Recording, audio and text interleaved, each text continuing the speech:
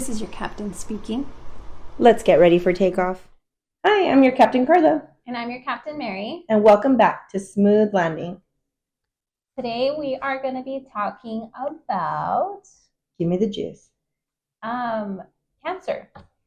And people that we know who have had it. Personally, Carla and I have experienced somebody close to us who has either not had like a severe cancer in my situation, but she had a scare and then had to go through treatment. What about you? My mom. Oh, my mom had. My mom too. My mom had cancer. She had thyroid cancer.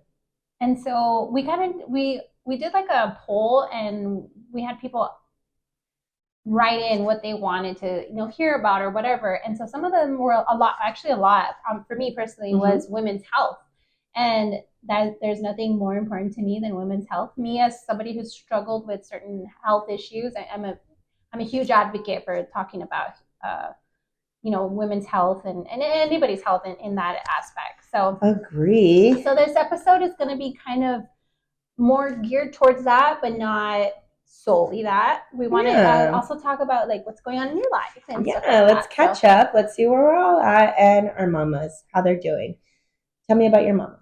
Okay, so my mom, she had uterine, they call it a microscopic uterine cancer. And so I guess they caught it just in time. She started having some symptoms of, she was bleeding. And my mom's in her at the time she was in her late 60s. So it's unusual to have some bleeding down there. So she went to get checked and she thought it was a UTI. She just thought, I have a UTI. And so she kept telling me like, it was weird, like I have a UTI, but I don't really feel pain, whatever. And so she was very adamant. And I think that's the thing. They actually told her that it was a UTI, and then they gave her some antibiotics. Ooh. And a lot of more people that I'm talking to now, especially like nurse practitioners, they say like when women bleed that late, like especially after you've gone through menopause, that it's very unusual that immediately that and if you still have your uterus, they check. They're like, hey, let's just run scans, make sure that, because if you're not using it, they say you should not have it. In a sense, I know women who are well in their 50s and 60s that have their uteruses, and so they recommend that you just get checked. Did they drop the ball a little bit? Yes. Okay. So I don't know exactly how, like what. I don't think that it's because she didn't have any other symptoms. Like she wasn't feeling like any tiredness, nothing unusual. I think they caught it so early. At first they were saying it was fibroids, right? So they're like, oh, you have a UTI, but then you also have like some fibroids. So that's probably what's causing the bleeding. And then they did a further investigation. They did a biopsy and they ended up finding out that it was a microscopic like form of uterine cancer. So they decided to do treatment. And so the treatment that she did was a preventative treatment. So she had to go through 6 rounds of chemo. She had to go through radiation. And then we can get more into that. But tell me about your mom. My sweet mama. So she actually found out the November in 2019. Was it? No, 2020. So because it was COVID year, and so what she would do a lot is if you ever would sit with my mom, she would rub her throat. It was just like her thing. Like she would just sit, like if you were having like a conversation with her, she would rub her throat. And then like, I guess as her family, her kids, like we never really like thought onto it. Like, what are you rubbing? Yeah. like it's and so she felt a bump, a little bump. And then she felt it getting bigger in time. And then I believe she started having trouble swallowing. Like, can you imagine where you're drinking and it like liquid is hard to swallow? So she ended up going to the doctor, and right away they saw that it was thyroid cancer. Did they do a biopsy, or what did they do? They could just tell by this, like looking at her? I think that they did scans and stuff. Oh, forgive me. I don't know exactly how the process was, but right away they did know it was a scan. They do like, I think those are the CT where they have to take like and then they go. My mom did that too. Right, and you had. But they didn't see anything when she went. See, my sweet mama, part of her process was she had to go a whole month with a very limited diet. So when she did take that, whatever they take, um, it you have to be able to see it in the scan. Yeah, it's like a iodine or something. Iodine. Yeah, It's yeah. a non-iodine diet. So that's what my mom had to do. She had her cancer surgery to take it out, and she didn't have to do chemotherapy. She did have to do very heavy radiation, and that was so her journey was difficult. But she didn't do the losing hair or anything like that. I think she did lose hair because of the radiation, but not like how most chemo works. But she's actually having similar situation happening right now in real time. She felt another little lump, and she's now on her iodine diet, and we're going to see what's going on with her. Well, I'm praying for her. Same. Um, so like regarding my mom, the doctor that she went to, he kind of basically told her like we recommend you just automatically go through the whole chemo treatment. It was really hard for like us, the whole family, you know. My dad passed away like I don't know in 2017, so she doesn't have a significant other, so she really didn't have that support. So my brothers and I really had to be that support for her.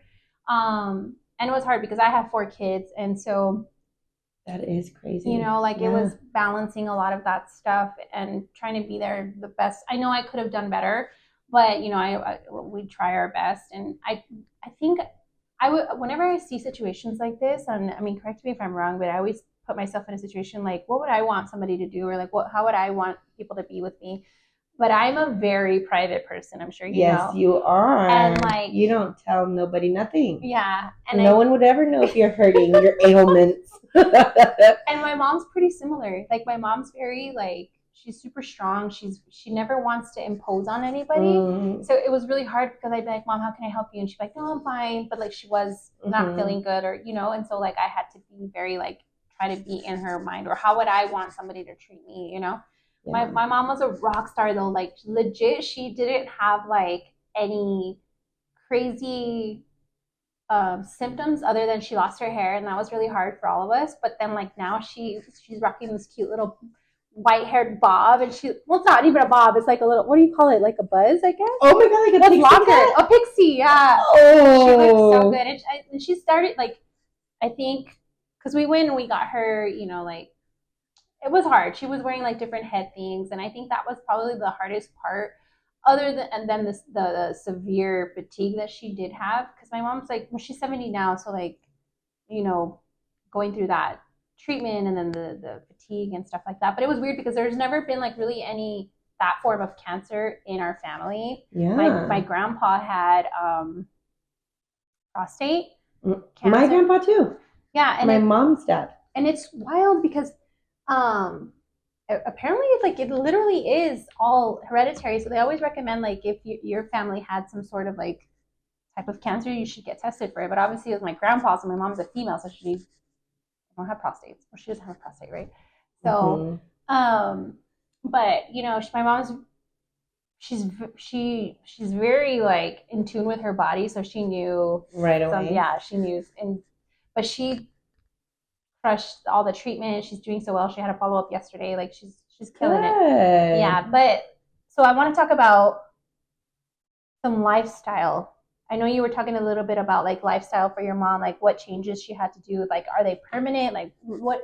Tell me a little bit about like what. Well, my dad and my mom are like the cutest little package. You don't get one without the other. They are the cutest. They roll together.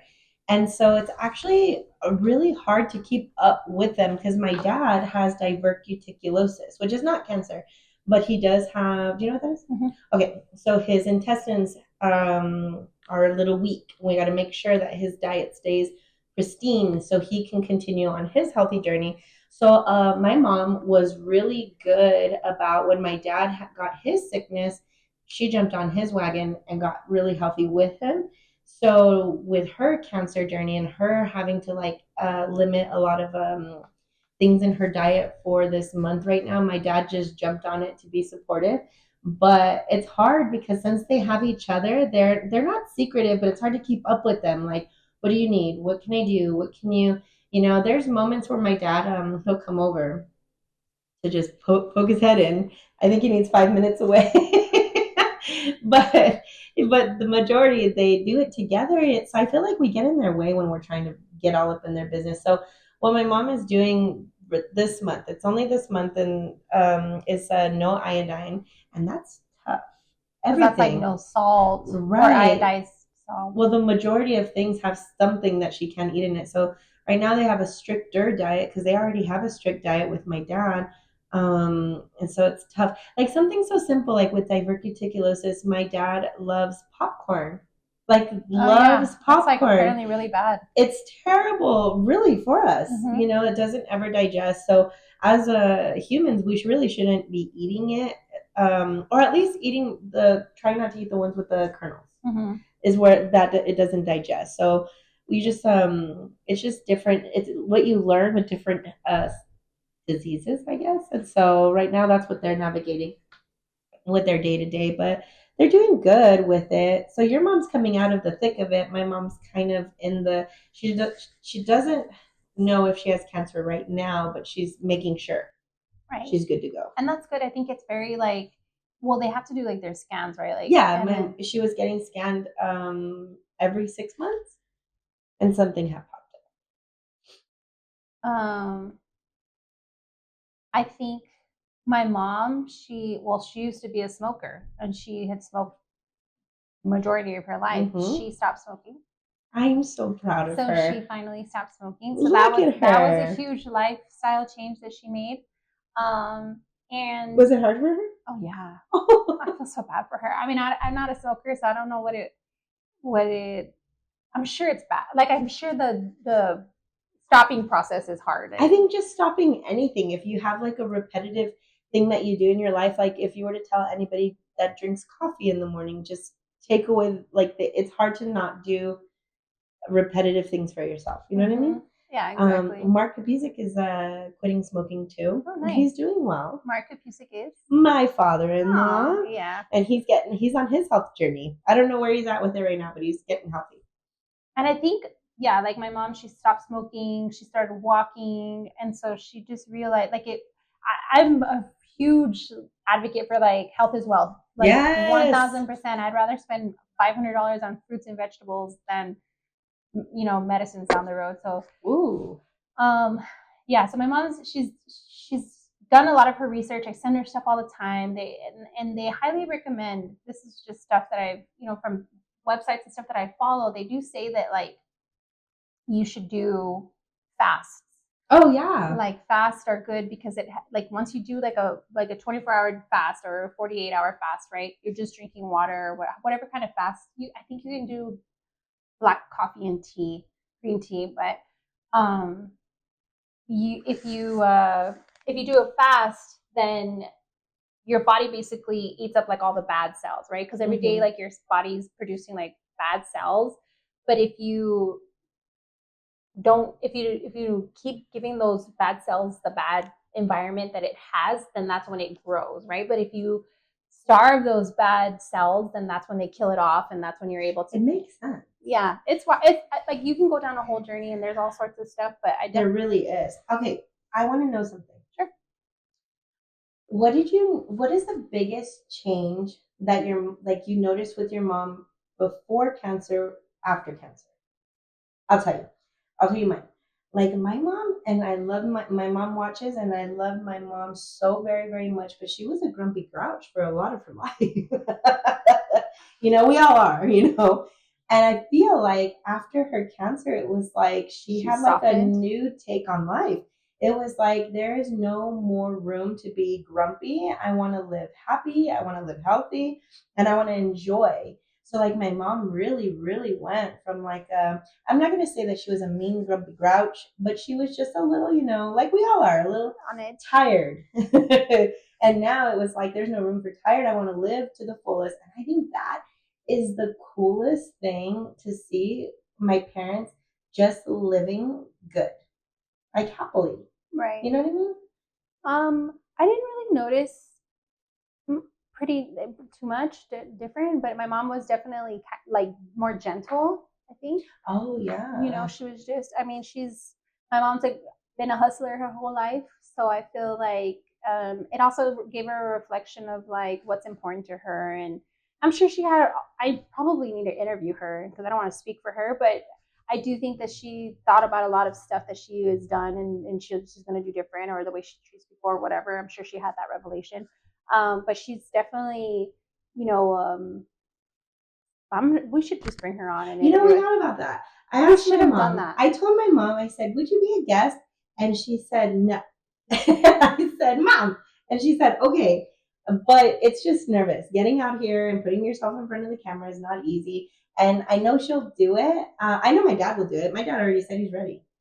You know what's funny is when my mom called me the other day and she was like telling me about stuff like from her past, like I think about it now, having so many daughters, I want to write like stuff how like from when I was little. So when they're older, like I want them to know who I was as a little girl. Oh my gosh, I literally bought that book that I sent you. Mm-hmm. If you go to Barnes and Noble, there's a book that says like Mom's Story or Your Story or Dad's Story or something. And I bought everybody one. I bought well, it's because Mark Kapizik, my father-in-law, he's a storyteller. And when he tells his stories, I'm here for all of them. Like, he is silly. He doesn't come off silly always, but when he starts talking about his like past and stuff, he's a silly guy. So I wanted him to start writing his stories in his book. I gave my dad one, and my dad was like, absolutely not. If I like dictate it, will you write it? And I'm like, sure. And then my mom started, but she hasn't kept up with it. Mom, you're getting in trouble because Mary's over here wanting to do it, and you have a book at home. Get to it. I'm not messing but around. I do. Like, I don't think I have like the greatest. Stop it. We all have stories. But I do think that my kids would be like, oh, like my mom was like this as a little kid. Because I do, like, I think about how I was sometimes as a, you know. Do you know here's something cute about me when I was little? My mom just brought this up a while back, and then a friend of mine sent me a video. I'm going to post it. We'll post it. You guys will see it. I used to do, my mom would put my hair in pigtails every day, probably till I was like 7. So I'm like 6 in this video. But what I would do is I would pull out one and then push the other one. And my mom said this was my hairdo.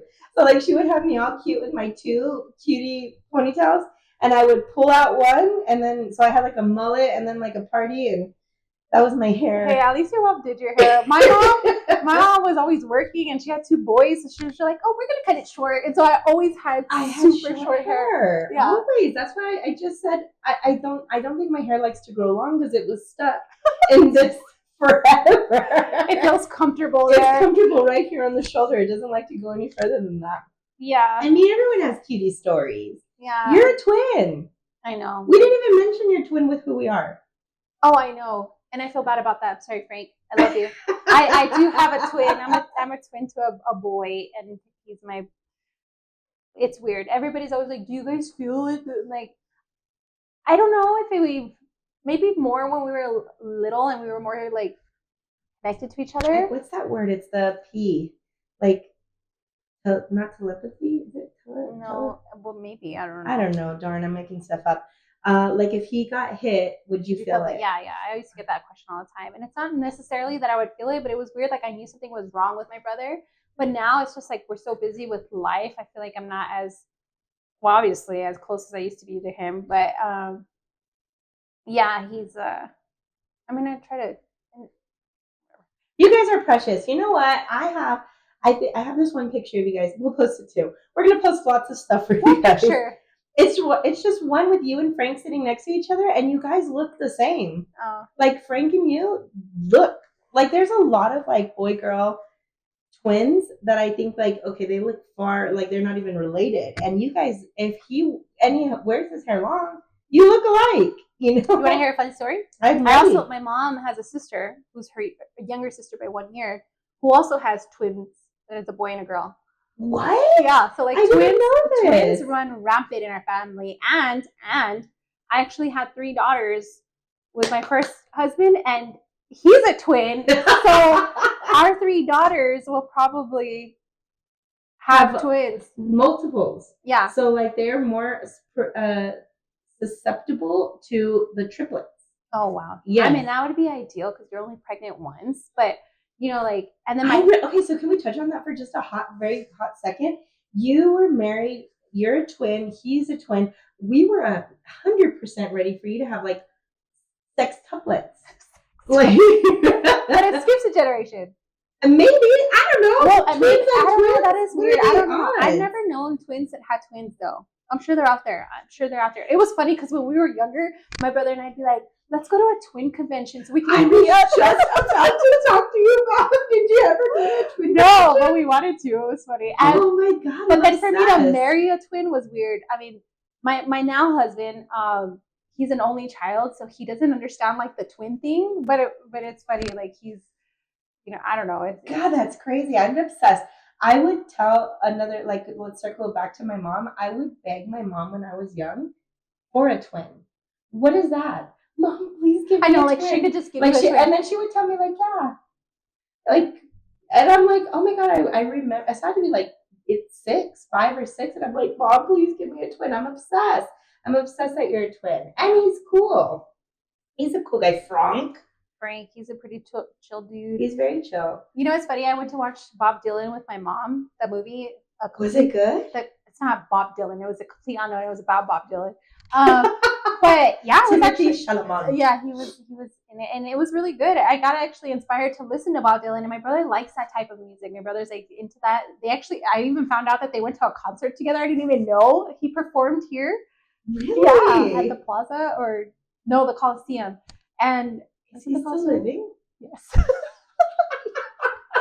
Yeah, and so my brother he's like an old soul. I love his vibe. Like he's very like, he was in theater for a long time. He has a lot of like good qualities in the sense of like, he's not fearful of trying stuff like that. Like I was always fearful of trying stuff like that. Like he was a theater actor. Like he performed at UTEP.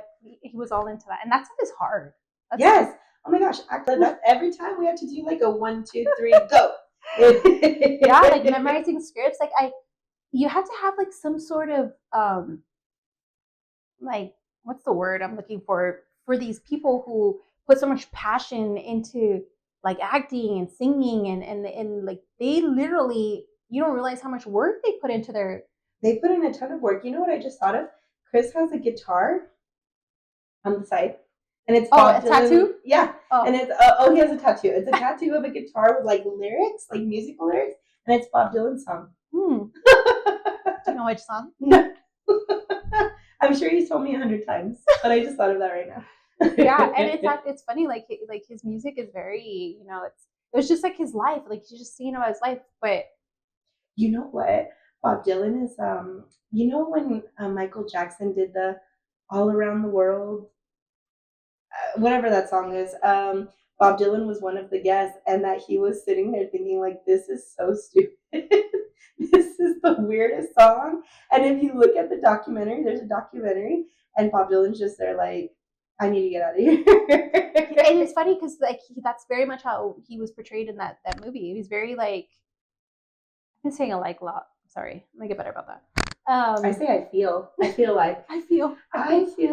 But he's very, you know, he doesn't care about the fame. As soon as he became famous, it was just like, oh, like he almost regretted it. Too much. Yeah, he just wanted to make music, you know. Are you still on? Mic check. I know, man. We're getting our audio. You can't hear me if my mic goes off. And then you hear Carla like from the other room. Guys, we're getting better. Passengers, we are trying. We are getting there. What episode is this? The 6th?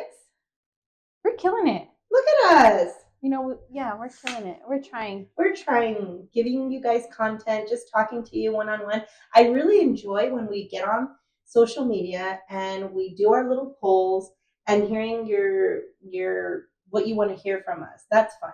This one is more just like catching up and where we at, and we were talking about our moms and how heavy that is right now. We thought we wanted to like just, you know, bring awareness to getting checked. I know there's like a stigma against getting checked, or if you feel something, right, or you think something's wrong, like, and you know your body more than anybody. So when you feel like something's off, don't let a doctor tell you or dismiss you, because that's tough too. You know what I was just thinking, speaking on cancer, my cousin is he has cancer right now. It's aggressive, and he's actually in commute to Houston MD Anderson right now.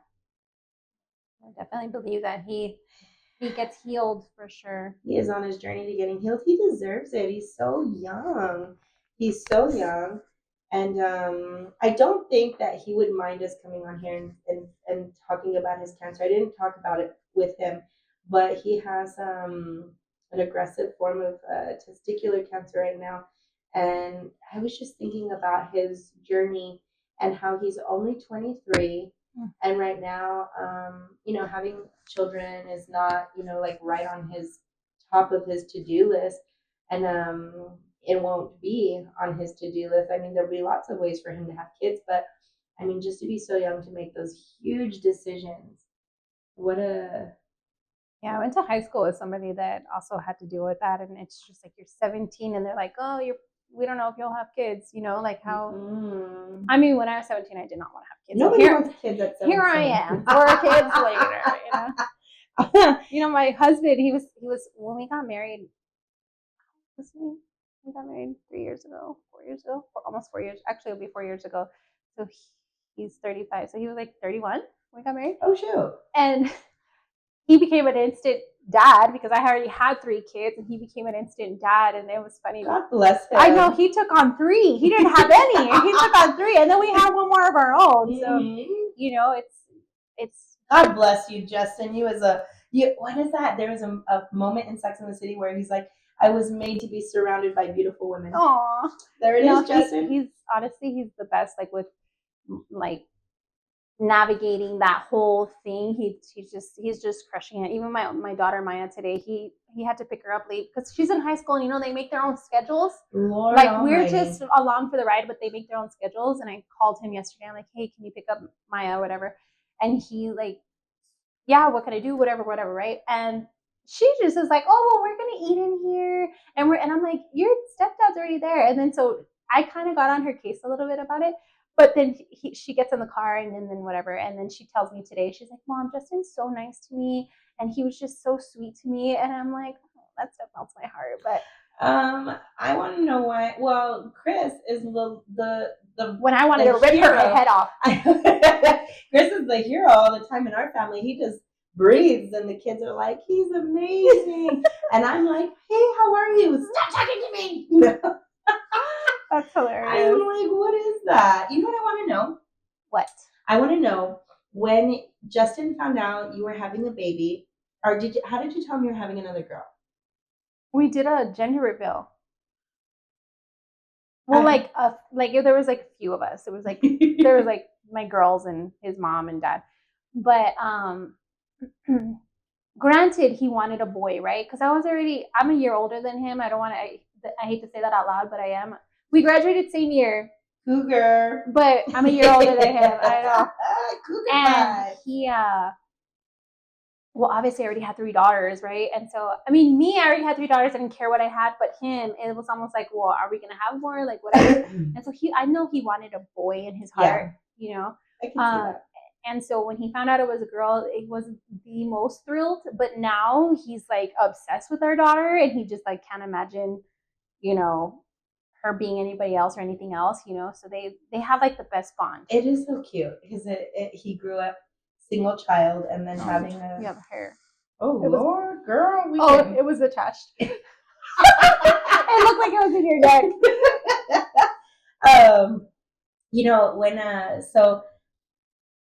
Finding out, just recently, well, not recently, but my sister with her boys. Well, I want to backtrack. I want to tell you about how Chris with our son. Yeah, how did you find out? Oh my gosh, what's so cute about that? First Jack came completely out of left field. We were not whoa, there comes Jack. We had just gotten married. Boom, here's a Jack.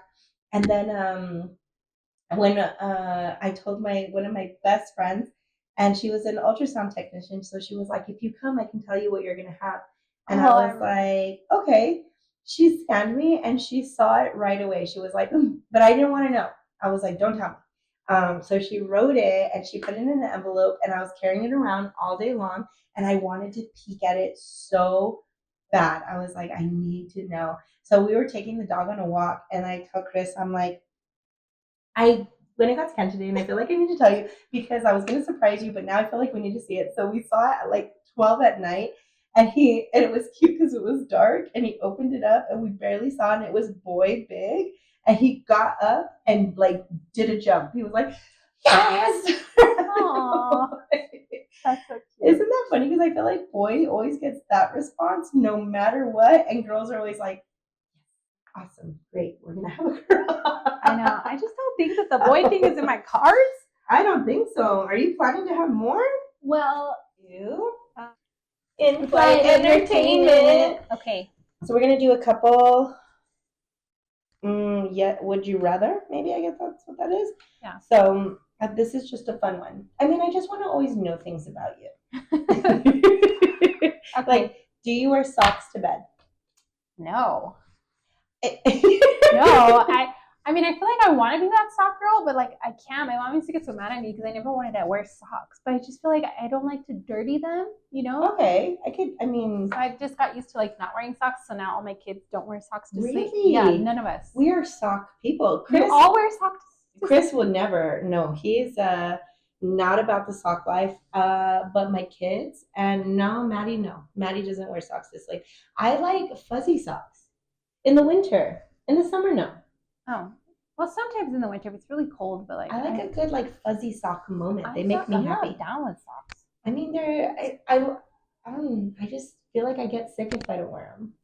It's all in my head. I love a clean pair of socks, though. I do love new socks. My husband's obsessed with socks. I love socks. Do you? I like. We have so many socks, but then if they're like dirty, then they're like to the side. Nobody wants them. You know what's funny? My daughters will wear them.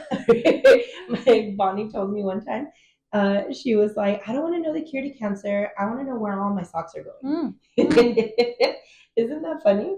I think the laundry. I personally think the laundry, the dryer, somebody's eating them. Okay, Right. my turn. Give me one. Okay. Oh, how do I go down? Oh my gosh. I think it's only that. Oh, it's a screenshot. Okay, I was like, I see the little lever. Okay. Do you still like have like a childhood like stuffed animal or blankie that you use? No, I had one forever. I had a box full of my childhood stuff, and I think over the years, all the moves, I lost it. But I did have a little bear. He was Sleepy Bear. Aww. He had a nightcap. He was super precious, but no, over the years I lost him. But you know, my sister had one. It was a pony, and it was the one that you like wind up, and it would sing "Twinkle Twinkle Little Star." And since she was my roomie in my room for 18 years, I would tell her like, "Do Sleepy Pony," and she would crank that thing up, and it would put us to sleep. I have to ask. Yes. Did you guys fight over clothes a lot? No. Or did you guys basically like share everything? If you saw us, you would see like my sisters and I growing up. Because they're only like you and Stacey are only a year apart. Months, I want to say. We're Irish twins. I think we all had such different style. Like Stacey would wear heels to school. Nobody's. No. I would wear skate shoes. Oh, so, you were emo. Guys, I had a vibe. I really I didn't. You're still probably a little emo. You probably. What do you listen to as music? Did you ever listen to like Taking Back Sunday or anything? Yes. Oh my God. You know what I just had playing in the car driving up here? Green Day. You are emo. You're a millennial. Yes, that's what I am. Okay. I want to ask you another one. Okay. Oh. Have you ever met a famous person? No. Never. Not as I know you have. Who have you met? Okay, this is my favorite. I've met a lot of famous people, but really? Yes. My husband has, but I don't feel like I've ever met anybody like famous. I was in Albuquerque, so there was always like a lot of like celebrities there. And so I met Lil Wayne across the street. Like everybody was like, "That's Lil Wayne, that's Lil Wayne." But I didn't like go up and like chat with him. But we waved. He waved. He was very kind. He's much shorter in person than I But did am. he wave specifically to you or to the group? We were in a group. It's not like just wave to me. These guys. Well, and if you meet a celebrity, I feel like you talk to them. Well, I do have one. Okay, so remember when we used to have power jams? Mm-hmm.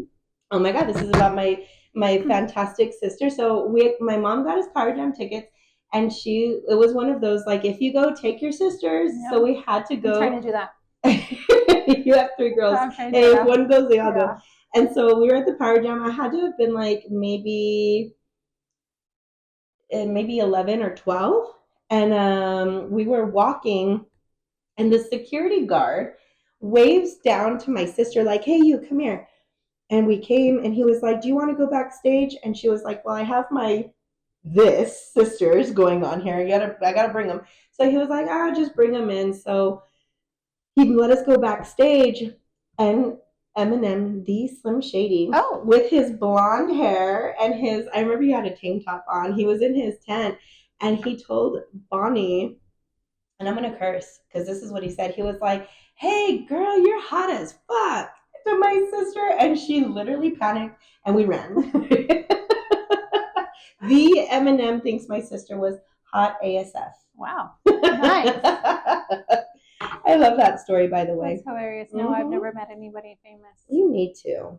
My husband has, like, he's always like meeting. Well, he has an eye for athletes, so if he sees like an athlete, he can see that. Me, I'm like, oh, that's a tall guy. Like like that correlation. But he's like, oh, he's met. I forgot who he told me he met, and he like dabbed him up, and the football player was like not about it. I forgot who it was. You know what? We were at Bassett Center this last Christmas getting our Christmas pictures, and my brother-in-law, Stacy's husband, is 6'8". The man is tall. So some lady and her kids came up, and they're like, "We know you're famous. We just don't recognize where you're from." And he was like, "I'm not famous." And then she's like, "No, no, no, I won't say nothing. Like, I know you're famous." And he's like, "I'm not famous." And she was like, I have a story. "I know you're famous." She was stuck on it. I have a story. I want to hear it. It's not my story, but I feel like I want to tell it because I kind of know. So I have a cousin. Her name's Sarah, and we're cousins by our dads are brothers. So I wasn't super close to her, but I knew her kind of growing up, right? Mm-hmm. So she wanted to be famous. I love that. Yeah. And so she moved to San Diego, does yoga over there. She is the girl that broke up Demi Moore and Ashton Kutcher. Shut up. Your cousin. My cousin, my first cousin. Yeah, so clutch my pearls. And then I go down these rabbit holes, and like there's women that like if they want to be famous, they're gonna find a way like to go down that route, right? Like it's crazy. Fame.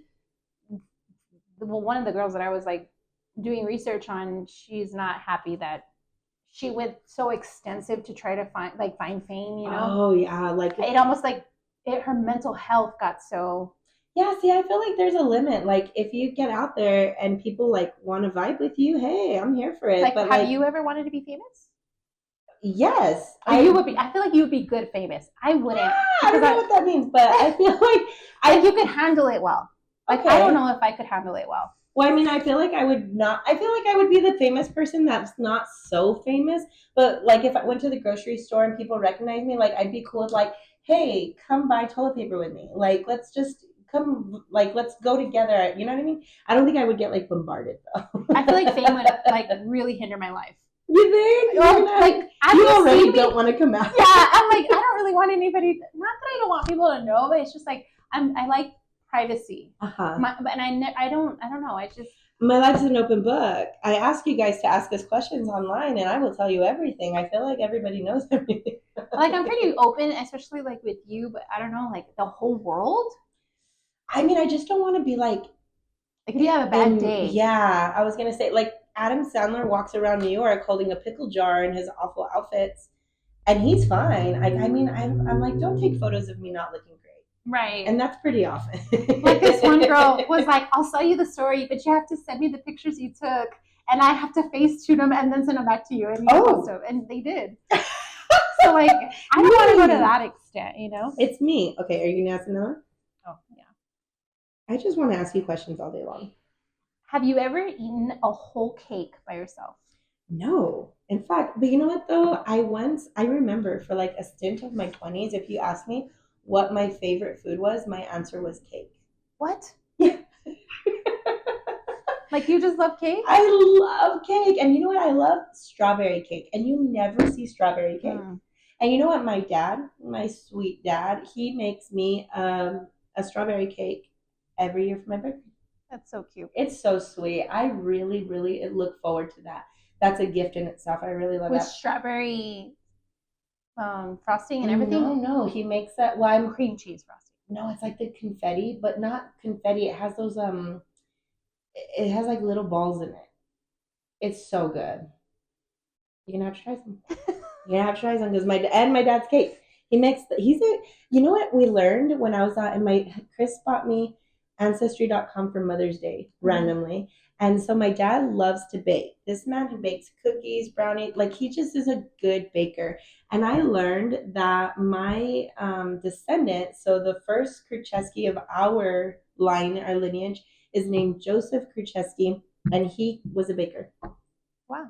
Isn't that crazy? That's hilarious because I feel like more men, like especially, I don't know, they like pastry, so they get into that. Yeah. Like my husband, the only reason he wants to go to Europe is for the French pastries. Oh, sign me up. Yeah, like me, I'm like he'll send me stuff because this guy, I forgot what his name is on Instagram, but he does like Cedric. His name's Cedric on Instagram, and he makes all these extravagant pastries and he sends it to me, and I appreciate him sending it to me. But it's almost like I know you loved it more than I did. You know, like he loves that baking stuff. Do you know what Chris sends me all the time? Street food in India.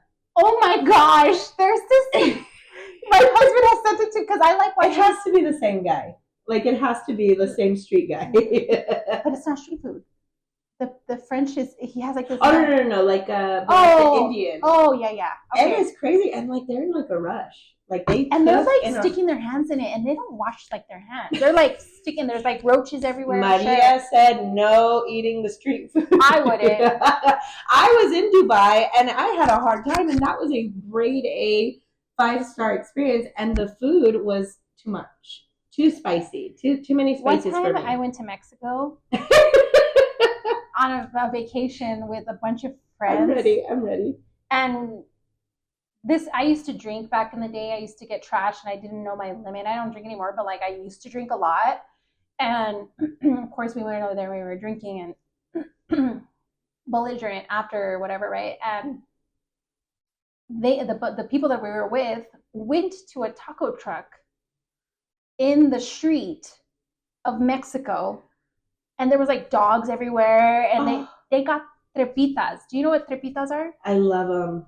Would you eat them at 2 a.m. on the side of the road? I don't know. Oh no! I would just remember being like, "Are you sure we should eat this? Are you sure that's trepitas?"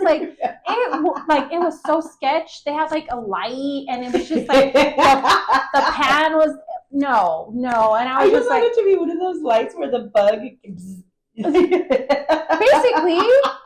And I was just like, you're gonna die. Like you guys are gonna die. Unfortunately, they probably got Montezuma's Revenge. Have you heard of Montezuma's Revenge? No. It's like where you go to a foreign country and you have like the runs. Oh no! It's an actual thing. Like you actually get sick. It's Montezuma's Revenge, and you're basically just like going out both ends. But oh shoot!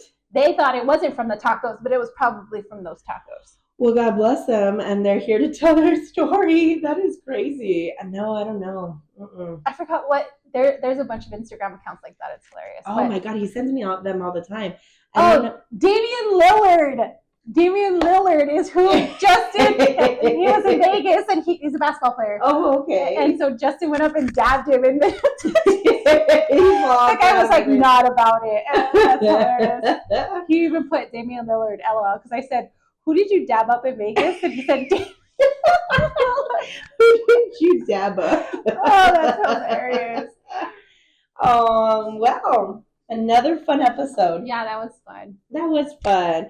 I like to just catch up and hear where everyone's at. We want to hear what you guys have to say on our Instagram. So when we put a poll out, tell us what you want to hear us to chat about. Yeah. We'll see you guys next time. Make sure to like and subscribe. Bye. Bye. Thanks for catching a flight with us today, passengers. Like and subscribe below.